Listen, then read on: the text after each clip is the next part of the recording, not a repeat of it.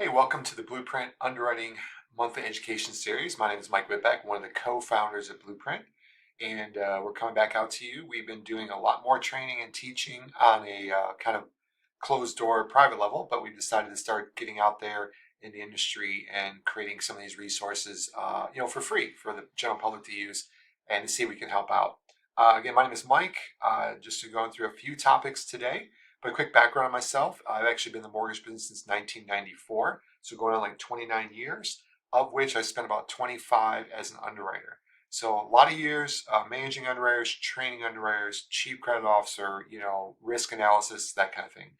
And so these trainings, I started training underwriters in 2000, and I just sort of put together a system to teach processing and underwriting to anybody in the business. Now, if you're not a processor and underwriter, you'll still get a lot out of this. Because if you're a loan officer or a compliance person, that the underwriting guidelines is the same for everybody. It's not like they're different for underwriters than they are for everybody else.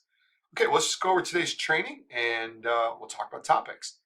Hey, before we start though, just so you know, again, what Blueprint does and why we do this is if you have problems doing income analysis, which is the #1 issue for loan defects in the mortgage industry, which is DTI issues mainly caused by income.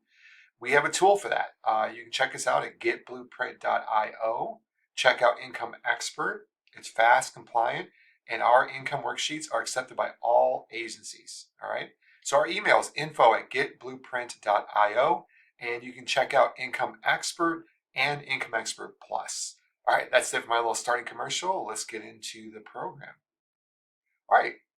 What I want to do, because it's really early in 2023, is I want to tell you about New Year income documentation problems that I see all the time in auditing, which is really understanding what documents are needed because the guidelines just sort of are generic in most recent pay stub and 2 years W-2s, right? Well, what W-2s do you give depending on what day it is and what the application date is and what pay stub? That confuses a lot of people. So we're going to talk about W-2s, pay stubs, and why you have such a zone of confusion or year-to-date confusion, especially in the January pay stubs. We'll talk about that. And then mainly, we're also going to be talking about the self-employed borrowers and about the mix and match tax return problem I see quite often in underwriting as well. So we're going to show you how to avoid that. And the goal here is to give you this information so you have cleaner, less condition, and quicker closings. All right, let's talk about employed first. Which W-2s are required when you turn in a loan in January, February, or March, right? So IRS rules and agency documentation requirements say this. First of all, this recording is being done in February of 23, so you're probably not having this issue anymore, but the W-2s, I see very often that underwriters in January will ask for 2022 W-2s, but the IRS allows up to January 31st to issue these W-2s. Now, that's where you're kind of asking for the wrong thing, is that, how would a borrower have a 2022 W-2 on January 10th? Now, maybe they got a really fast, efficient payroll department, but they're not required to have it.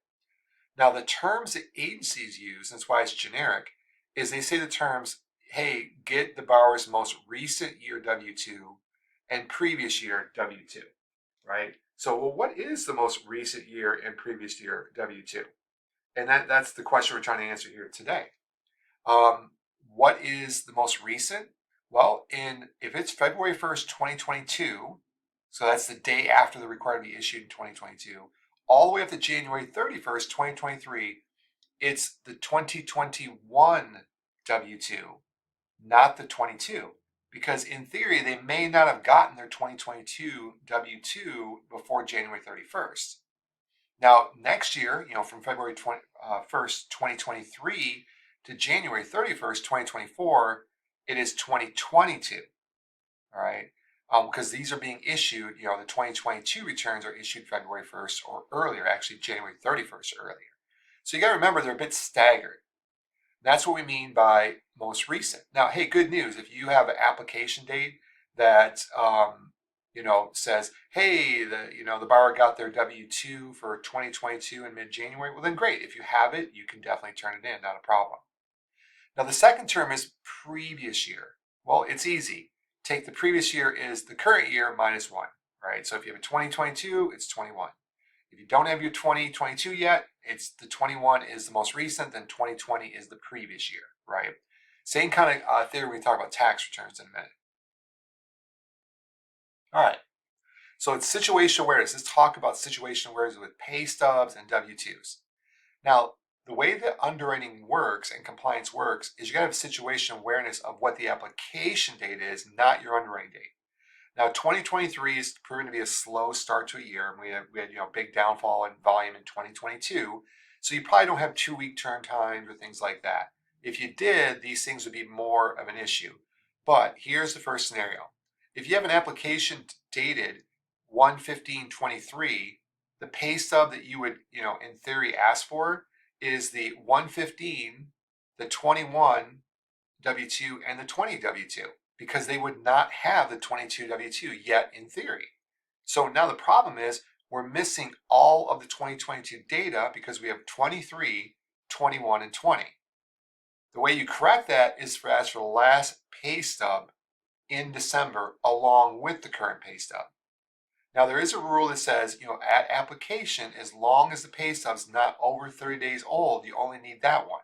So if I'm an underwriter and I got a 1/15 application date and you got a 12/30 pay stub date, I would just use that 12/30 because it has more information I need, that I do need. So I would have the 12/30/22 pay stub, and I'd be asking for the 21 and 20 W-2s. Okay?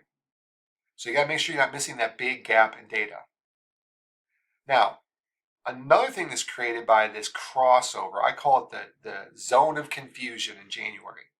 Now, part of your underwriting is doing audit on calculations, right? You got to validate and confirm. So if somebody says I work 20 hours a week, or I make $20 an hour, and I work 40 hours a week, you can't just take 20 times 40 times 52 divided by 12 equals your number. You have to confirm that calculated amount is in line with what they've actually received. Now, the audit is especially challenging during the January, February years because I call it of the zone of confusion, which we're going to show you a calendar in just a moment to better explain it. Now, this really happens a lot when a borrower is paid weekly or biweekly. And the reason being is they have rollover in their 2023 pay stubs. This rollover can make your year-to-date information really confusing. Because what's happening, as you can see in the slide, is I'm working in 2022, the last week of 2022. I'm a bi-weekly pay person, right? So I worked the last week of 2022 and the first week of 2023, but then I get paid on the 14th of January. So when you look at my pay stub, it'll say, hey, you got paid on the 14th, your pay period ended on the 7th, but in 7 days in this year, you made a lot of money because, this was earned last year, but it was paid out this year. So when you take 7 into 31 to get your denominator and go, hey, this person is making like $8,000 a month when they're only making 4, because it doubles up. And again, it kind of fades out as the year goes by, right? Because you got this extra week put in here. So when you get to the end of January, in this 4th week here, you have 5 weeks in there. Then you get to the middle of February, you have like 9 weeks out of the 8 weeks that actually existed in the year. So it's always a little skewed, and this is a natural issue built into using tax documents for income review, right? And pay stubs are really meant more for taxes than they are for our income review, although they serve for both. Now, you could cure that by getting a VOE. See, because once you start getting paid in the same year, then your year-to-date starts straightening out, and that's what I'm showing on the right.